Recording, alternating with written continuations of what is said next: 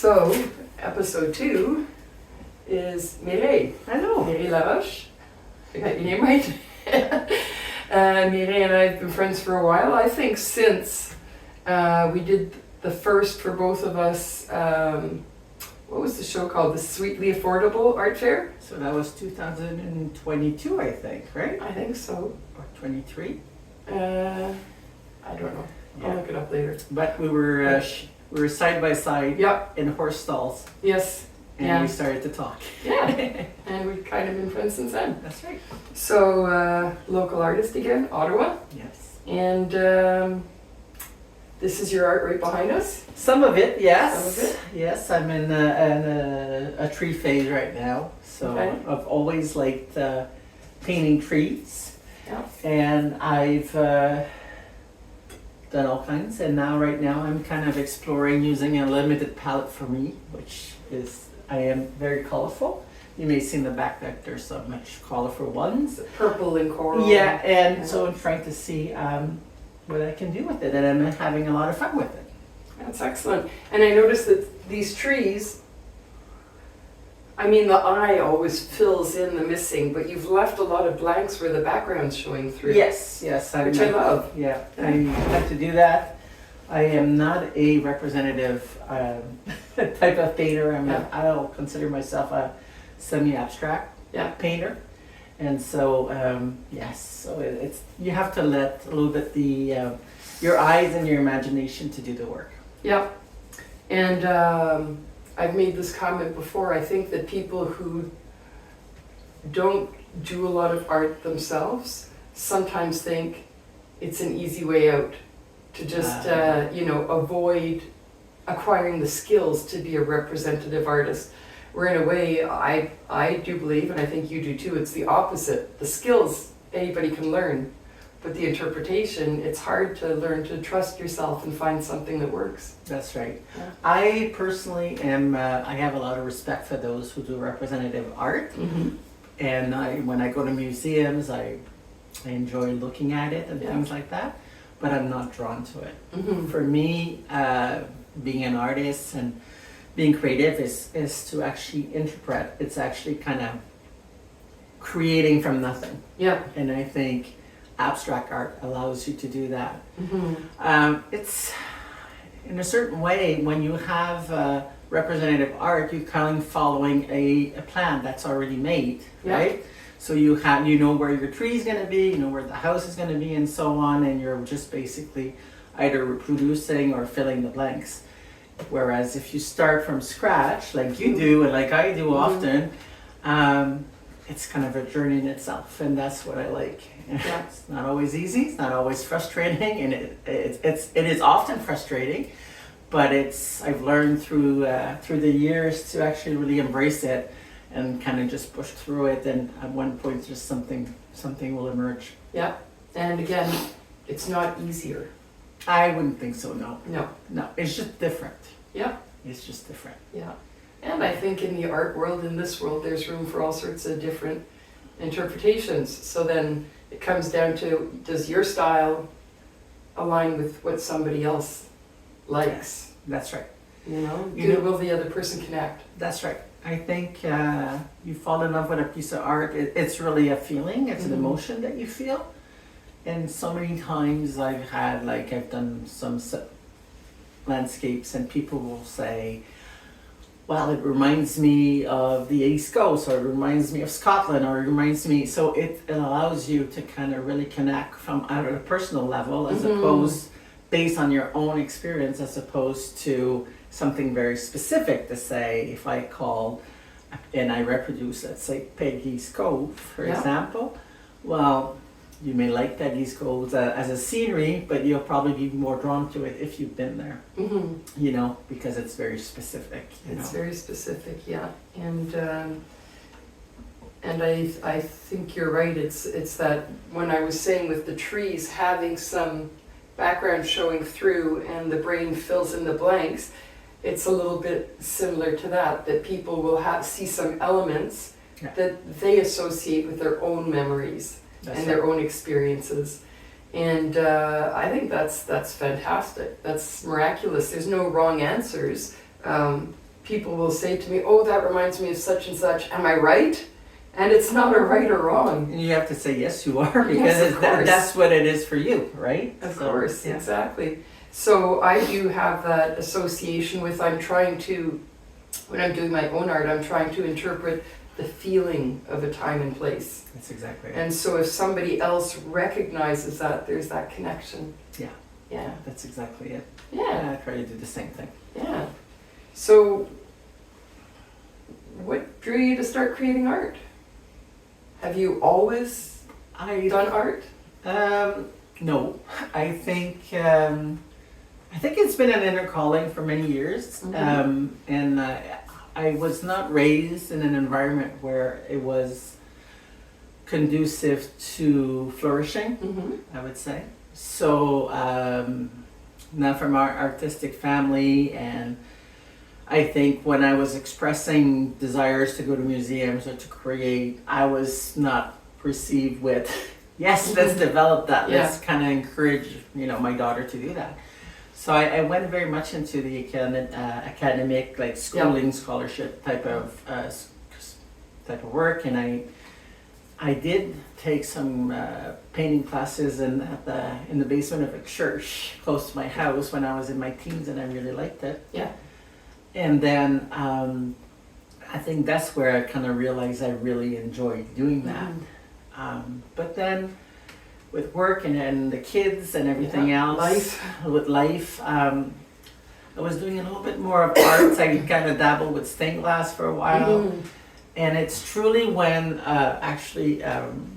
when I separated from my husband, that I actually went back to it, and it became really art therapy. It really became a way to express myself. And I think at first I was using oils, now I'm using acrylics, and I would put like so much paint on, and they were all like dark colors. And maybe that's what you needed at the time. Well, that I think it just reflected the times, exactly it. And I think it was a journey. It was a journey to kind of allow myself to kind of explore it, kind of realize that this was something I needed. This is part of who I was. Yeah. And my style has evolved quite a lot, because at first I was just able to kind of draw lines. I would do like lines. And I feel like, oh my God, I was so constipated at that time. That's the word I use. But it took me artistically. Exactly. But it took a long time to kind of give myself the permission, I think, to kind of explore and kind of do. And I think that's an ongoing battle for art, for me anyway, to kind of push myself and kind of get out of my comfort zones and things like that. So it's been quite. It's a journey. I've kind of have evolved into being an artist, as opposed to knowing that I was all my life, and I had the conditions to be able to kind of flourish in that environment. I think that's a very, common trajectory. Maybe not every specific detail. Yeah. But our world, certainly in our Western culture, I'm not saying that people don't value art, but it's more like an extra. It's seen as an extra sometimes, not necessarily, integral and as valued as maybe we think it could be. That's right. Yeah. Yeah, but it's, I also feel if a lot of people who are going through good times or difficult times, if they try something artistic, they'll find it's therapeutic. It is very much so. Definitely therapeutic, whether you go somewhere with it or not.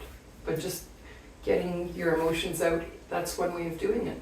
Yes, I think when you are creating, regardless of what it is, you are in the present moment. Yeah. So your mind has to be where they focus on what you're doing. Yeah. So that is actually very good. It kind of brings you back to what's important, which is to be in the present moment. And especially when you do, regardless of the art, but when you do sometimes abstract art, sometimes things come out. I'll tell you a little story. I've always kind of, since the beginning, not work from pictures and kind of just kind of let myself go. And I had done a picture of, it was a profile of a woman, and she was blowing out things. Like she was blowing out, and the paint was kind of expressing like wind, like coming out of her mouth. And for me, that was kind of the expression of getting rid of all the muck inside and things like that. And my ex-husband came at my house at the time, and he saw the painting, and he said, I see, and I was telling him about, this is just like me kind of blowing out all the bad kind of thing. And he says, well, on the other side where she's blowing, I see an old woman. Oh. And so I say, you see an old woman, why? And I didn't see it. And he kind of went, and he showed me like the profile of that woman, and there was an older woman. All right. So it was kind of interesting to see how subconsciously, didn't plan for it. Yeah. But it kind of brought even more meaning to the painting. So sometimes your subconscious will play trick, will actually process things when you're creating in ways that you don't think that it will. Yeah. So it's very... And again, that ability to access your subconscious, or to allow it to influence your work more than your conscious mind, is not an easy thing to do. No.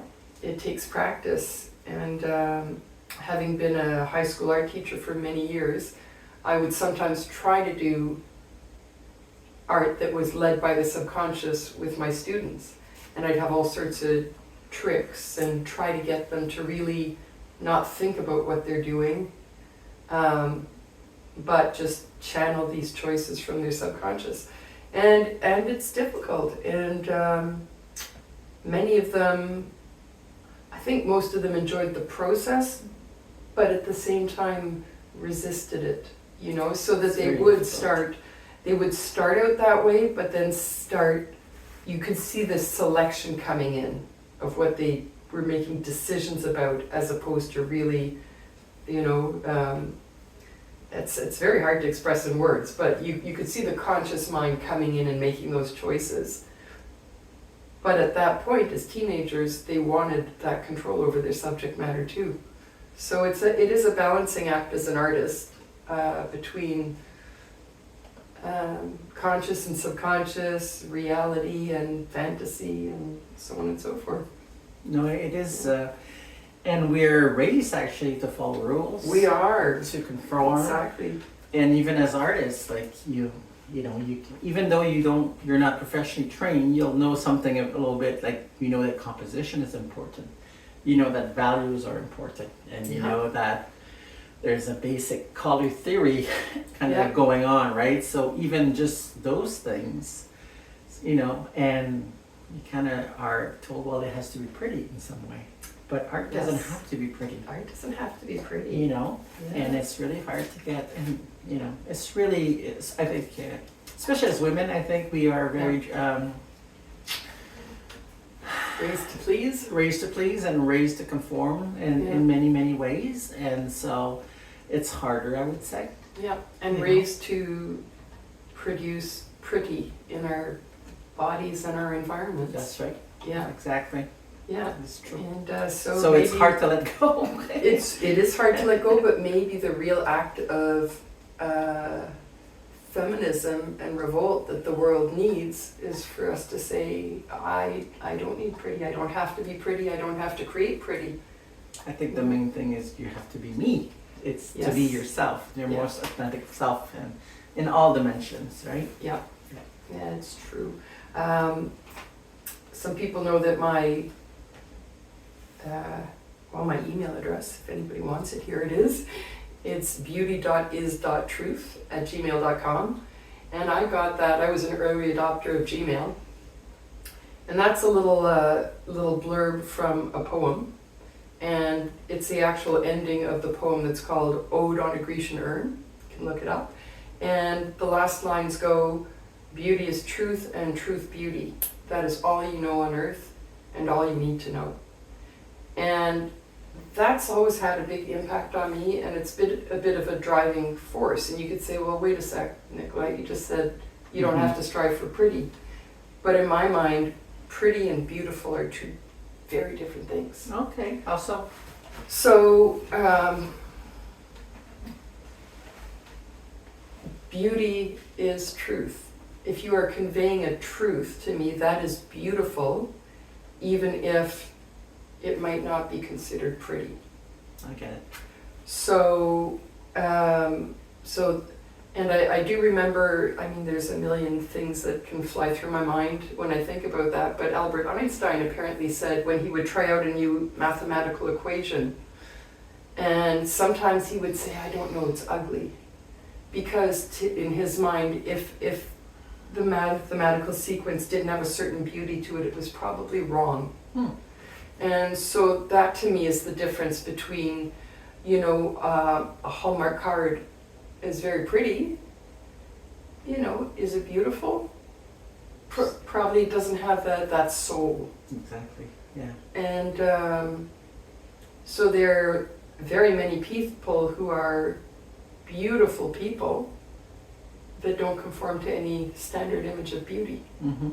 And I'd much rather know the beautiful ones than the pretty ones, if that makes sense. Yeah, it makes a lot of sense. So I feel in a way that's what you're expressing too, in maybe in different words, but you're looking for kind of a truth to emerge. Yeah. Yeah. Yeah. And do you feel like you have a family? You have grown sons? I do. Yeah. I do. And are they supporters of your art? Yes, very much so. I think they're my earliest, I would say, supporters and also critic. Yeah. I have my oldest, Alex, is well, he's in town and he's a teacher, Yeah. and he's actually an art teacher, Perfect. which and music teacher at the elementary level. Yeah. And so often I will show you some pieces, and he will tell me what he thinks about them. So he's pretty much my go-to right now. My other son is they're in Toronto, so it's a little bit harder. Yeah. You know, they're not here, so I don't do it as much. Yeah. But when they were here, they were Yeah. part of it. They're not very artistic, but I think they really they are a fan of art. You know, they Yeah. really appreciate. Appreciate what you are doing. Well, what I'm doing, but also like music and going to museums and things like Right. that. So I think being an artist, you can be an artist in different ways. Yeah. You know. So. Yeah, and I have 2 dogs who are Oh, yeah. always present. Yeah.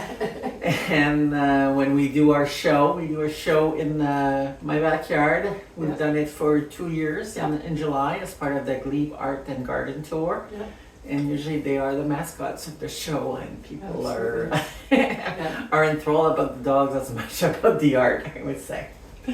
They're a great draw. They are her secret weapon. People come to pet the dogs and stay to look at the art. That's right. That's right. Take pictures of the dog and Yeah. maybe some of the art too. Yeah. I have to ask you also a kind of unfair question that I always ask. Okay. And if you don't have an answer, that's okay. Okay. What is art? Like, how would you come up with a definition, Oh my or is God. there something central that you say, okay, that's what art is? Or about, or... Oh my God, that's I a know, very that's a good big question. question. I would say it's the expression of human creativity. Yeah. So it could take a lot of forms. And I think, as you mentioned Einstein before, I think there is probably art and science in terms of the creative side of it. Yeah. It's a very, very structured way of doing it. So yeah, I think that would be my Okay. I haven't thought about it very long. I dropped this on you. I would say that would be my definition. So it's very broad, I would say. Yeah. Yeah. But the expression of human creativity, that's perfect. Yeah. You know, and that covers all creative aspects. Yeah. It occurs to me that even people who are in other fields like the business world, if you're an entrepreneur, you're creating something. You are. and you have to be creative in your choices and directions and so on. So and you know how you kind of navigate all the problems that you'll face in creating new opportunities and things like that, for sure. Like, I was a public servant for 30 years, and I think what I liked about it was when I was working on transformation, but transformation is about creativity. It's about finding new ways of doing things. Yeah. And that was the part that I liked the most. So you could see that even though I was not doing art, what I was attracted to was where it was not a day-to-day, but it was, you know, how can we find new ways of doing things or kind of bringing about change. Yeah, well, that makes perfect sense. And you're applying the same skills in a way. Yes, it's just in a different context. Yeah.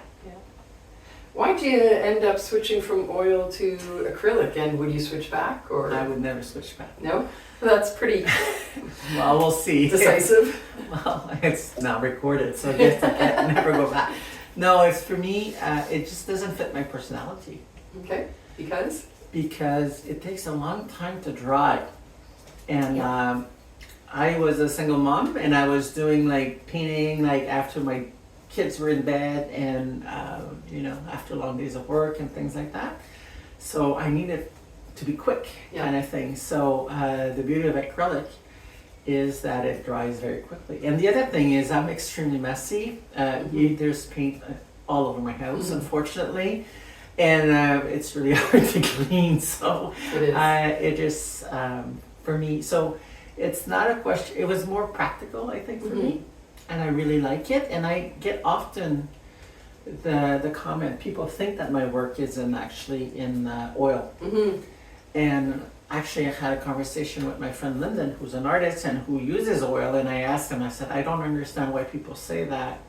And his argument said, well, it's because with acrylic it can become very, he told me it was because of the vibrancy of my colors. Okay. And the reason, I guess it's easier to do in oil than in acrylic. And for him, he was arguing that it's easier to get kind of muddy colors in acrylic.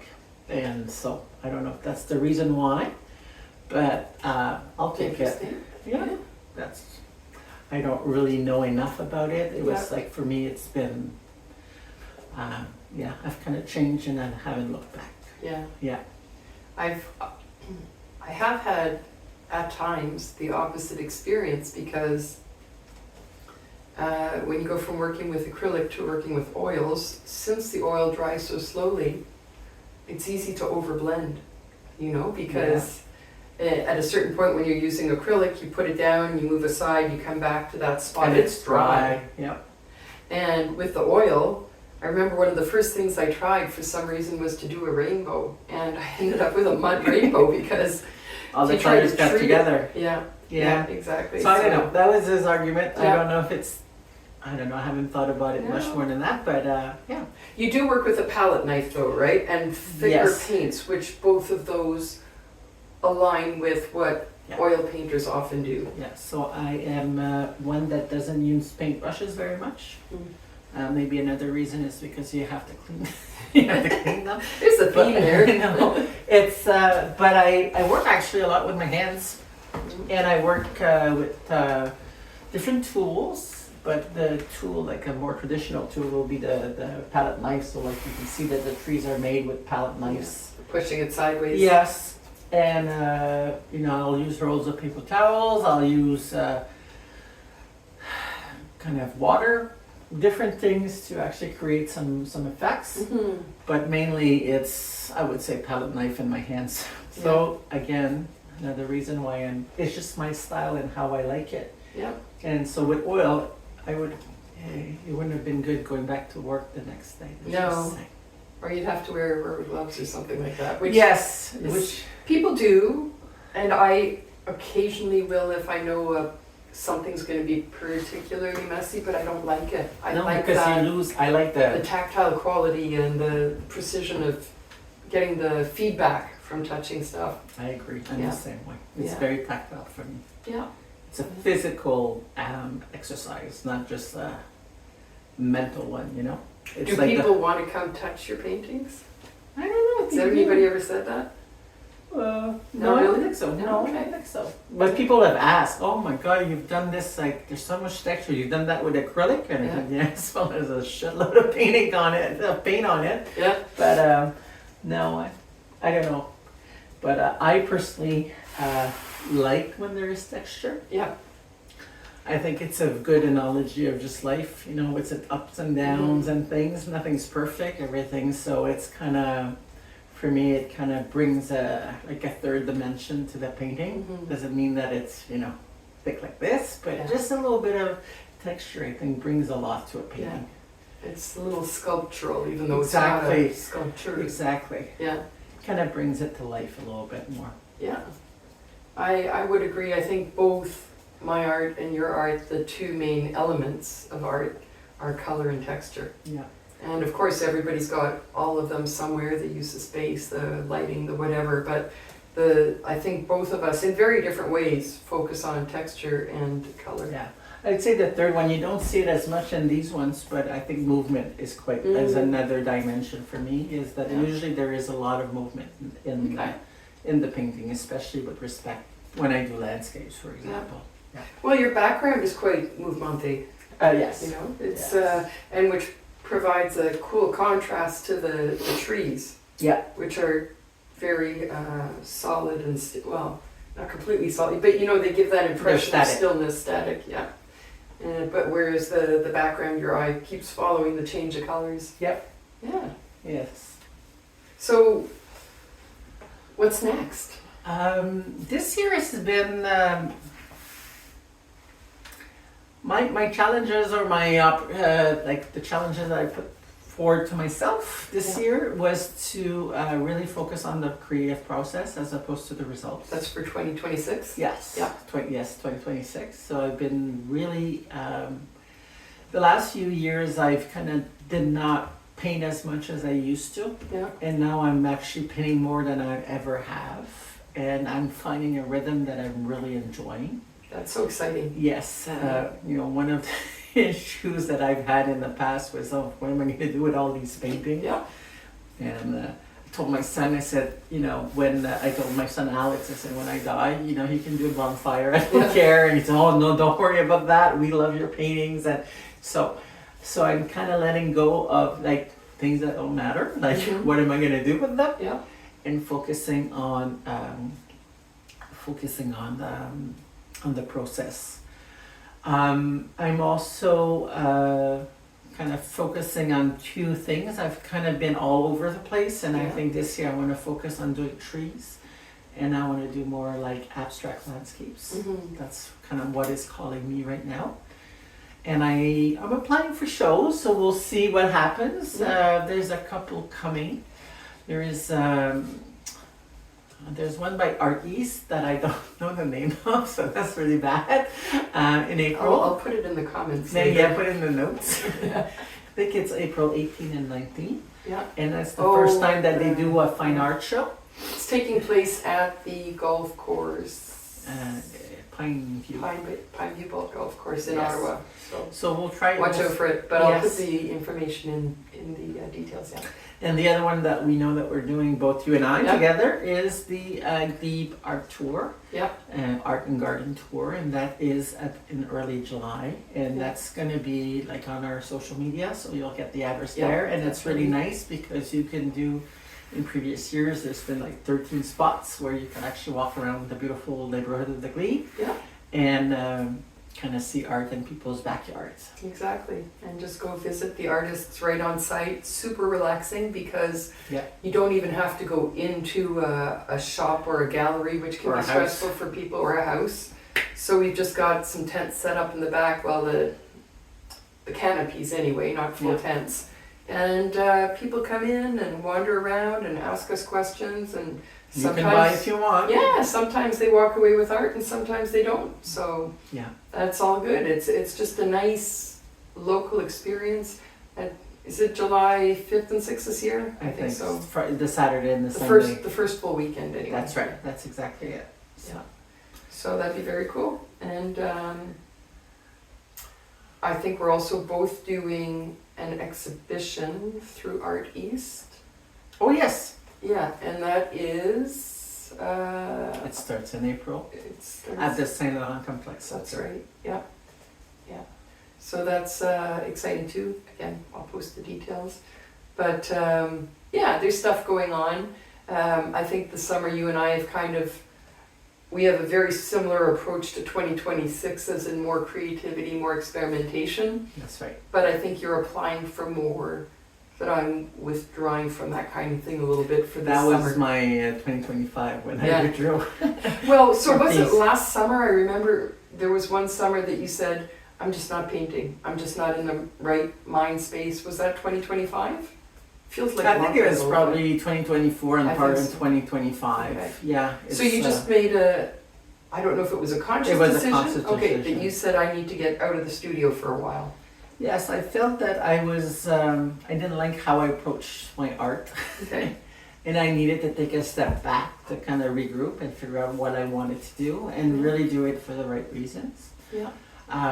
And kind of come back to, I would say its innocence and its creative aspects. And that took a while. Like I had to kind of step back, and I was still doing some, Yeah. but it was not constant and it was not on a regular basis. They were more one-offs. Yeah. And now I'm more into, I think I maybe in a certain way, I haven't thought about this, maybe more embracing the notion that I am an artist, Yeah. you know? And that's what I like to do. Yeah. As opposed, because for many years it was a pasta, it was like Yeah, hobby. a hobby, it was, and even though I've been selling art and exhibiting for like 5 years, Mm-hmm. it was often during those times, like for most of that time I was doing something else. I had a Mhm. career, I had something else. And when I stopped working as a public servant, I think I needed to figure out what I wanted to do. Yeah. And now I think this year is kind of, let's embrace this and see where Yeah. it goes. And it is an act of courage to walk away from the studio. It is. Because if you want to do an art or be an artist, you feel like you should be doing that.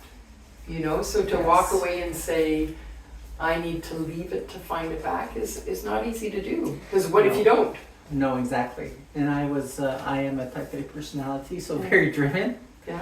And so when you're not producing, it's like, Mhm. I'm not doing what Who am I? Well, yeah, I'm not doing what I'm supposed to be doing. Yeah. But I think part of being an artist is you have to have a lot of white space, you know, to be able to kind of, when I paint, personally, I don't know about you, Mhm. but let's say I spend 2 hours in the studio, like, I'm dead after that. Yeah. I'm so tired. Yeah. And it's just like, it's almost like I can paint 2 or 3 hours maximum, and after that, I'm tired. Yeah. So it takes a lot out of me. I think I exert a lot more. It's kind of, the brain is working, the body is working, Yeah. everything is kind of working, the emotions are It's going. extreme focus. It's extreme focus, Yeah. and then so yeah. Yeah, I've noticed I always call it my 4-hour window. 4 is the longest. But if I get close to that 3.5, 4-hour mark, I start doing crap. I get irritable. And then when I'm looking at a painting and saying, "Oh, I'll just fix this," And I'm then- gonna wreck it. Yeah, that's There's a point you have to walk away. yeah. And I found that over and over, and that's not easy to do either. But yeah, you can't. Again, I'll speak for myself. I can't say, "Well, I'm gonna do this for 15 minutes." No. You don't even get in the right mindset in 15 minutes. No. So And that's the other thing. You have to be in the right mindset to Yeah. be able to create. Right? It's not. You have to be present, yes, and it's not always the case. yeah, I know that sometimes you'll finish a piece and you'll love it and say, oh, I'm just gonna continue a little bit more. Usually the second one, it's like, it's crap. Yeah. It's just like you have nothing left in the Yeah. tank, you know? yeah. It's true. It's walking away, like you said. You have to Yeah. come back. Yeah, it's and again, it's a lot of things that you have to learn in the studio that are different from what we were taught in elementary school. You know, about sticking with a task or having a schedule or this or that and the other.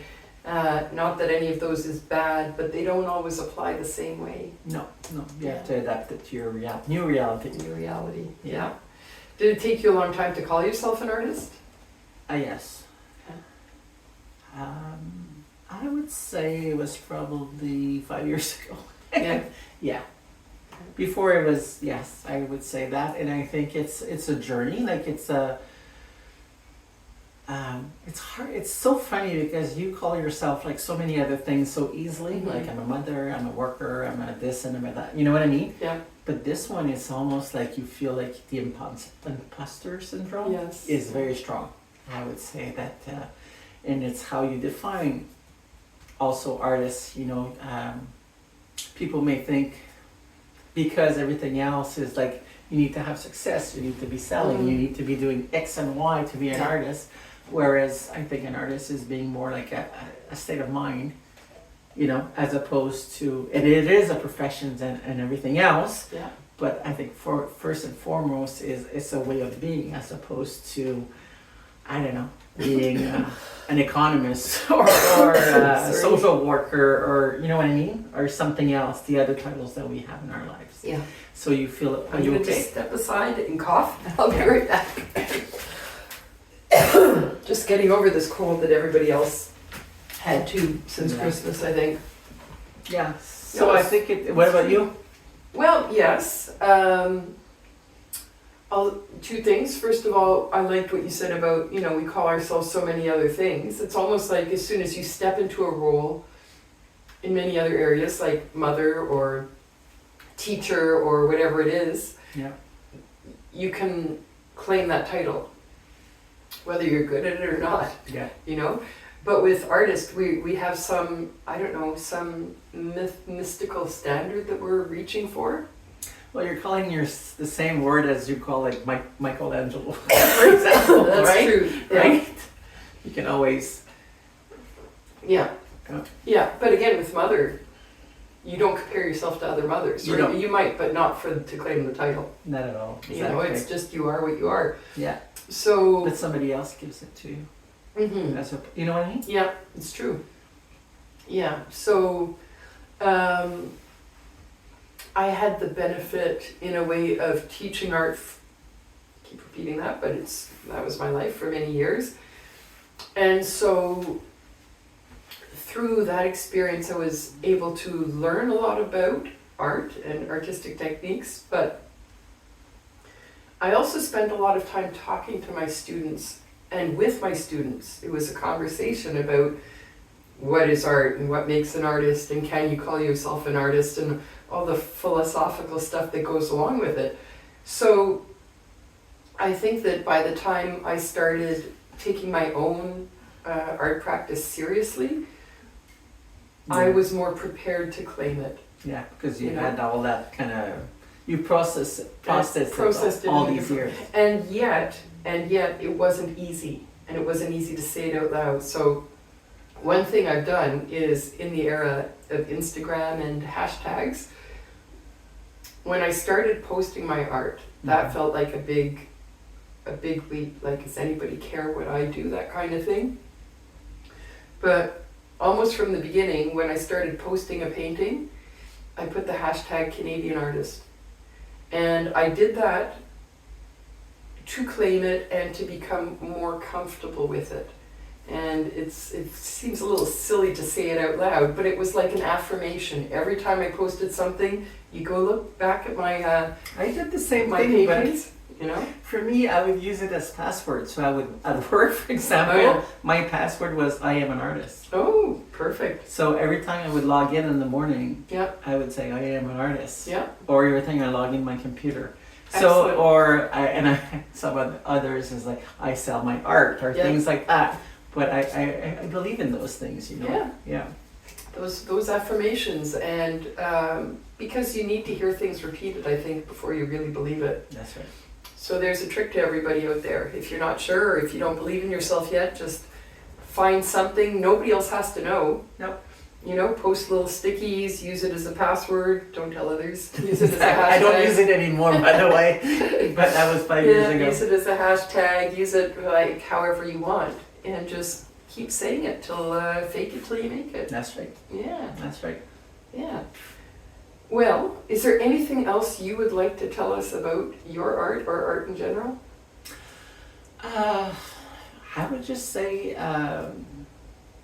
just like if you feel the desire to create, just create. Like so many people are saying, oh, I can't draw like a stick man and things. It doesn't matter, Yes.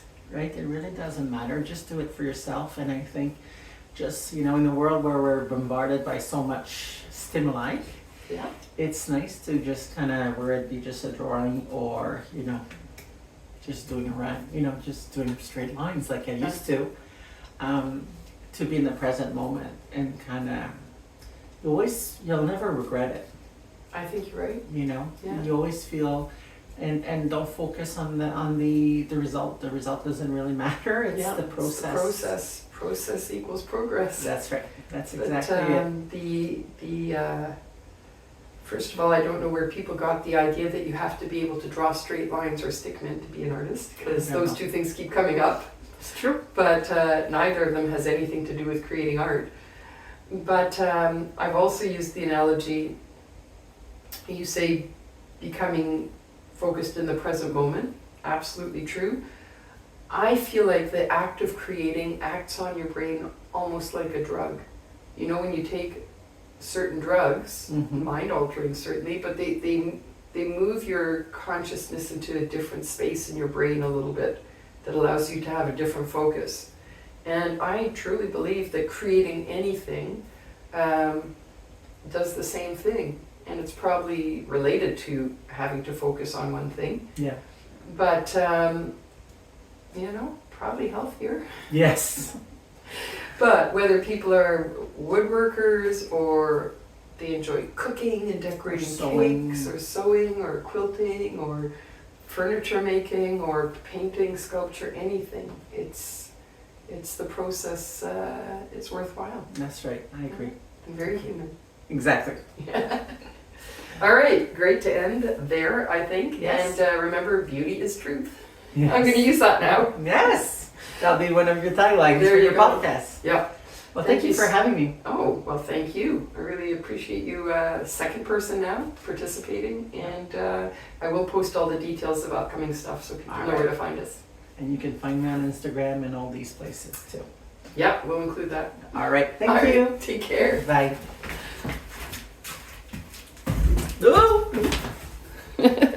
You're gonna have bloopers.